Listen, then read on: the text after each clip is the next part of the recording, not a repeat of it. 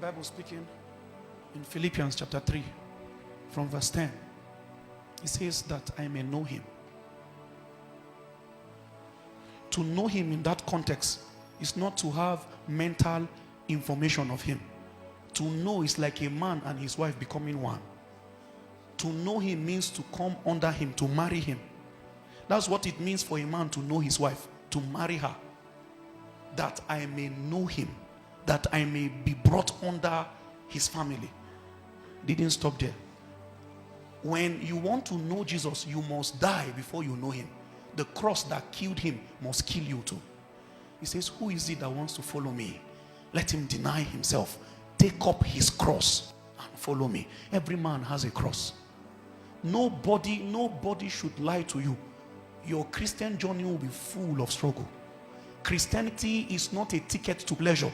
Christianity is actually a life of suffering. Don't let anybody lie.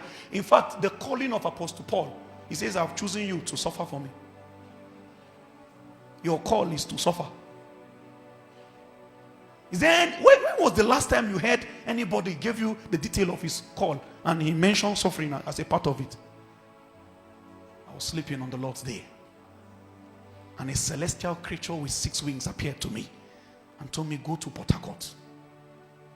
There I would make you a lifter of millionaires and kingdom billionaires. Everybody is running to Abuja, Port Harcourt and Lagos. Missionaries are being killed in Meduguri. Village settlers don't have any pastor over them because people ran, and the ones who didn't run, they killed them. Yet people are hearing visions every day and every night. People are hearing marching orders claiming Jesus spoke, and Jesus is only sending men to the city.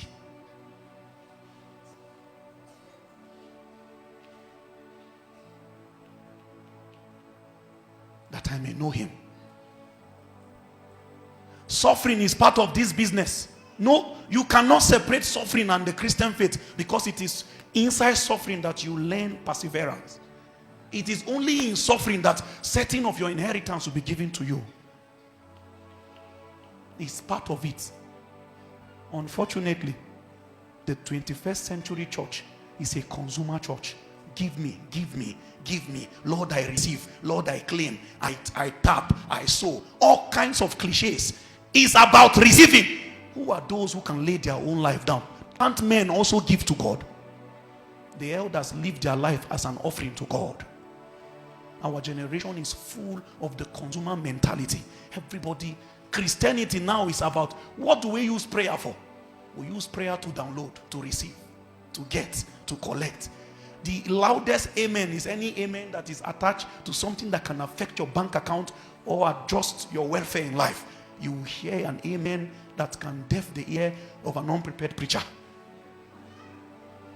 Consumer mentality.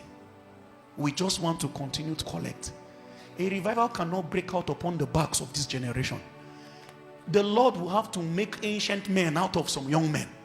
Your body will change from your generation. Suddenly you will find out they are all heading south. A wind turned you towards the north and said, journey this path. It will not be popular. You may not be liked by your generation. And if you are a man who wants to be politically correct, you don't want any controversy, you cannot utter the counsel of God to a generation. If you want men to always like you, you will not be able to deliver his messages when he drops it upon your lips.